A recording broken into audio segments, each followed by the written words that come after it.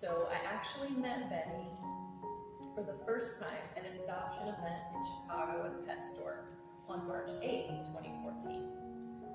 At the time, the rescue group who was fostering him referred to him as Boo, and I'd already been approved to adopt him, so we just had to meet to make sure we were a good match. So here's an account of that first meeting.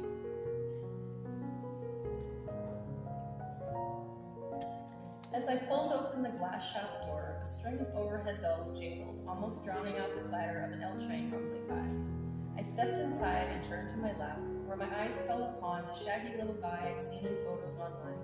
"Is this Boo?" I asked the volunteer standing next to him.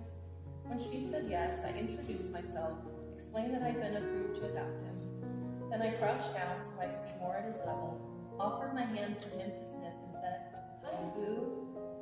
As he placed his snow-white paws on my knees, relaxed his ears behind his head, and looked up at me with eyes like pools of melted dark chocolate, he seemed to say, "Hi, I've been waiting for you.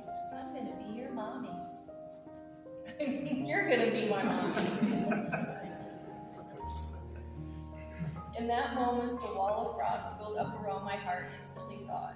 To say that it was love at first sight sounds cliche, but it truly was. I sat on the floor and played with Boo for a few minutes until the volunteer said, "He might need to potty. Would you like to take him for a walk?" "Sure," I said. She handed me a leash and Boo and I were off. We stepped outside on a cloudy, crisp, late winter day and headed down the street. As we made our way around the block, Boo was a perfect little gentleman on the leash. He didn't pull or put on the brakes. He just trotted around with curiosity and spunk. I was a bit surprised by the extent of his skin infection, though. His belly, butt, and armpits were all bald. I'd never seen a dog with alopecia before, but that didn't dissuade me. As we sat next to each other on the park bench on the way back, I said, "What do you think, Boo? You want to come home with me?" He returned my gaze with a look that said, "I thought you'd never ask."